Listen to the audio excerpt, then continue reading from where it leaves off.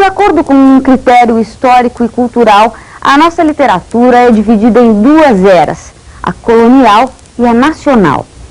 Desde a Carta de Caminha até os dias atuais, pode-se afirmar que a literatura brasileira acompanhou quase todos os movimentos literários que se desenrolaram no mundo das letras.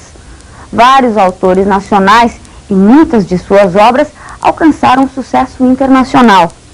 Vamos, a partir de agora, conhecer melhor a história da nossa literatura. E aí, pessoal, tudo bom? Hoje, literatura brasileira, tá certo? Como em literatura portuguesa, nós vamos fazer um percurso histórico, tá certo? Nós vamos pegar um ponto inicial e caminharmos ao longo dos anos, ao longo das épocas. A literatura, como nós dissemos, a literatura portuguesa, ele é um fenômeno muito complexo, muito grande, que pode ser enfocado sobre vários aspectos. Eu tenho sociologia da literatura, ciência da literatura, filosofia da literatura e tudo mais. Mas para o segundo grau, em nível do vestibular, o que nos interessa efetivamente é o nível histórico. É um percurso histórico que nós faremos ao longo das datas. Agora, resta-nos, como fizemos com a literatura brasileira, falar sobre literatura portuguesa, ou brasileira. Vejam, em português nós temos o quê? O ponto inicial. Foi a Cantiga da Ribeirinha. Em brasileira, qual foi o ponto inicial? Quer dizer, quando iniciamos essa história de literatura brasileira? Professor, foi em 1500, as cartas, a Carta de Caminha. Agora, antes de 1500, não tinha ninguém aqui? Não tinha nenhum ser humano aqui? É evidente que tinha os índios. E eu pergunto a vocês, os índios não têm cultura? Os índios não têm literatura? Professor, não sei. Será que a gente estuda a cultura indígena na escola? Como eu digo, alguém já deixou de sair sábado à noite para poder estudar para a prova de cultura indígena? Não posso sair hoje, não vou. Preciso aprender a função das cerimônias Quarupi nas tribos chavantes do Alto Xingu. Vão, não posso. Na verdade, vocês já pararam para pensar à noite, antes de dormir? Meu Deus, a história de que cultura nós estudamos? O professor, ou o Rui entra aqui e começa a dar aula de história. Fala rapidinho, Mesopotâmia, Fenícia, Creta, Grécia, Roma, Idade Média, Idade Moderna, Idade Contemporânea. Será que todos os povos do mundo tiveram essa história? Essa sequência? Vocês nunca pararam para pensar, oh meu Deus, quando havia feudalismo na Europa, o que acontecia na Melanésia francesa? O que acontecia? Ou seja, é uma questão de escolher a experiência histórica que nós estudamos. Na verdade, em nível do segundo grau, nós apenas nos ocupamos da experiência histórica do Ocidente. Nós nos ocupamos apenas da experiência histórica do mundo ocidental. O que aconteceu com esse país? O Brasil foi um país colonizado. Foi transplantada para cá uma cultura, foi transplantada para cá uma civilização, a civilização ocidental. E isso aconteceu pelas mãos dos portugueses, dos nossos amigos ilustres lusitanos. Então é a partir de 1500, é a partir do processo de colonização que nós vamos entender literatura brasileira, inserta no contexto ocidental, tá certo?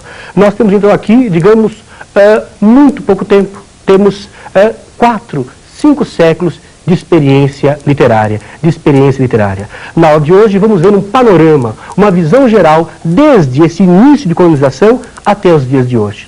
Acompanhe conosco aqui no vídeo, vocês vão ter então as escolas literárias, as estéticas literárias do Brasil. Inclusive esse nome aqui, escolas literárias, há algumas restrições, estilos de época na literatura, experiências literárias. O primeiro período, então, da literatura brasileira foi o quinhentismo, século XVI, que inicia justamente com a famosa Carta de Caminha. Esse nome, quinhentismo, é até um nome mais ou menos interessante, porque quinhentismo refere-se aos anos de 1500.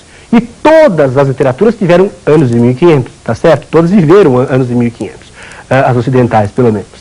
Então você tem o quê? Quinhentismo se refere aos anos de 1500, que no Brasil, literatura de informação. No Brasil vocês vão ter literatura de informação no século XVI. Portugal também teve quinhentismo? Teve quinhentismo. Só que em Portugal o quinhentismo é sinônimo de classicismo. classicismo. Enquanto há classicismo em Portugal, século XVI, anos de 1500, no Brasil vocês têm literatura de informação, o primeiro período da literatura brasileira, certo? Então, quinhentismo aqui, que vai até 1601, quando vocês têm o famoso poema Prosopopeia, do cristão novo Bento Teixeira. O Bento Teixeira matou a sua própria mulher, passou fogo na veia, tá certo? E para não ser preso, escreveu esse poema, Prosopopeia, em que ele louva, em que ele dá uma bajulação no donatário da capitania de Pernambuco, o Jorge de Albuquerque Coelho, tá certo? E deu certo, deu certo. Temos então, Prosopopeia é o poema que inicia o barroco brasileiro, tá certo? O barroco brasileiro é iniciado então com Prosopopeia.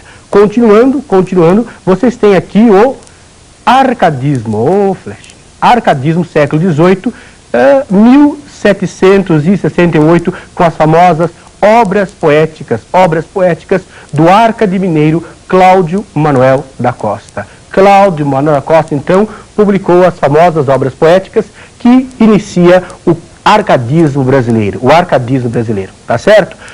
O barroco, então, termina no século XVIII e, com ele, com o final do barroco, vocês têm o início do arcadismo. O arcadismo vai até 1836, quando vocês têm o romantismo, os famosos suspiros poéticos e saudades, do Gonçalves de Magalhães, Domingos José Gonçalves de Magalhães. Suspiros poéticos e saudades marca o início do romantismo. Agora, é evidente que existe uma fase de transição entre a era colonial, finzinho, né, do arcadismo, e a era nacional, o início do romantismo. O romantismo é o primeiro movimento da era nacional, depois da independência, e o neoclassicismo, o arcadismo, é o último movimento da era colonial. Então, vejamos aqui, olha que bonitinho. Então, vocês têm lá em cima quinhentismo, barroco e arcadismo. Quinhentismo, barroco, arcadismo, são os três movimentos literários da era colonial. Aí você tem uma fase de transição, que seria o pré-romantismo, né, no Brasil representado por alguns autores de pouca monta, de pouca importância. Realmente a publicação dos Suspiros Poéticos e Saudades, em 1836, marcou o nosso romantismo e marcou o início da Era Nacional. Era Nacional, 1836.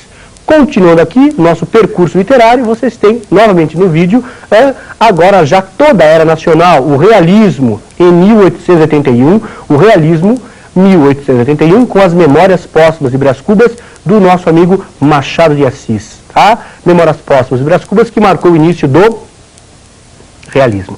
É importante notar que nessa data publicaram-se duas obras. Memórias Póstumas de Brás Cubas, de Machado de Assis, e O Mulato, do Alísio Azevedo. Memórias Póstumas de Brás Cubas é normalmente tida como a obra iniciadora do realismo, e O Mulato é tida como a obra iniciadora do naturalismo, tá certo? Realismo, naturalismo, em 1881, o início dessas duas estéticas. Depois do realismo, vocês têm o simbolismo que no Brasil foi representado pelo Missal e Broquéis. Olha que bonitinho, duas obras de 1893, Missal e Broquéis, do Cruz de Souza, tá? E logo depois de Missal e Broquéis, vocês têm uma publicação interessante. Em 1902, Euclides da Cunha publica Os Sertões, marco inicial do pré-modernismo. O pré-modernismo é esse período de transição, de passagem da mentalidade do século XIX para a mentalidade do século XX. E é uma época de transição. E o início do pré-modernismo foi marcado não só pela publicação de Os Sertões de Euclides da Cunha, mas também pela publicação de Canaã de Graça Aranha. E Os Sertões de Euclides da Cunha marcaram, a publicação dessas duas obras marcou o início do pré-modernismo. Como eu disse, o pré-modernismo é uma transição da mentalidade do século XIX para o século XX. E o século XX, o Brasil entra efetivamente no século XX com o quê? Com o modernismo em 1922. 1922, os dias que abalaram, os dias que abalaram o mundo paulista e a arte brasileira com a famosa Semana de Arte Moderna. Então, vendo aqui, a Semana de Arte Moderna de 22 é o marco inicial do modernismo brasileiro. Vamos então dar uma recordada, estética por estética. Olha que bonitinho, que gracinha. Em 1500, com a Carta de Caminha, inicia-se o quinhentismo. Quinhentismo que nós já fizemos algumas observações sobre esse nome. Quinhentismo no Brasil é a mesma coisa que literatura de informação. Literatura de informação, sinônimo de quinhentismo. Depois vocês têm o quê? Vocês têm o barroco, olha que lindinho. 1601, prosopopeia, Bento Teixeira Pinto, o barroco, o segundo momento literário do Brasil, barroco, e o segundo momento literário da chamada Era Colonial. Era Colonial. Depois vocês têm o arcadismo, neoclassicismo, que tem início com as famosas obras poéticas do Cláudio Manuel da Costa. O Arcade Mineiro, Cláudio Manuel da Costa. Então vocês têm com obras poéticas o início da última fase da Era Colonial. Século XVI, XVII e XVIII.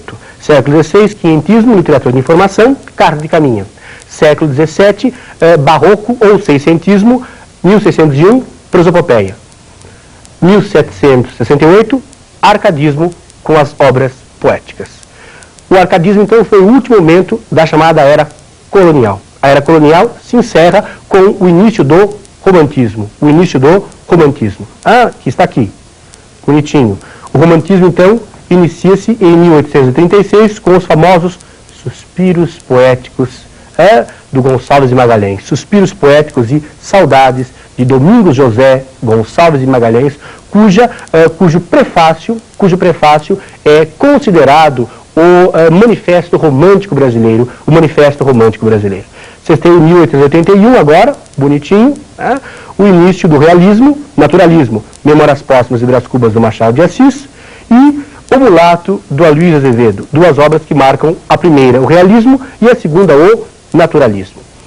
Simbolismo sucede o realismo, naturalismo. Sucede o realismo, naturalismo, Missal e Broquéis, Cruz e Souza. Missal e Broquéis, Cruz e Souza. O simbolismo vai marcar a última estética literária do século XIX e depois dele temos o pré-modernismo. O pré-modernismo é essa transição, é a transição século XIX para o século XX. Vejamos aqui o pré-modernismo com os sertões de Euclides da Cunha. Os sertões de Euclides da Cunha marca então o início do pré-modernismo, que, como dissemos, é uma passagem, transição do século XIX para o século XX. Não só os sertões, mas Canaã de Graça Aranha também marcou o início do pré-modernismo. E, finalmente, o modernismo. O modernismo, essa revolução artística que iniciou com a famosa Semana de 22, a Semana de Arte Moderna de 22. Tá certo? Então, fizemos na aula de hoje essa transição, essa passagem da chamada literatura brasileira, desde 1500 até os dias de hoje, fazendo essa visão geral, esse panorama. Na próxima aula, Literatura de Informação, um abração para vocês.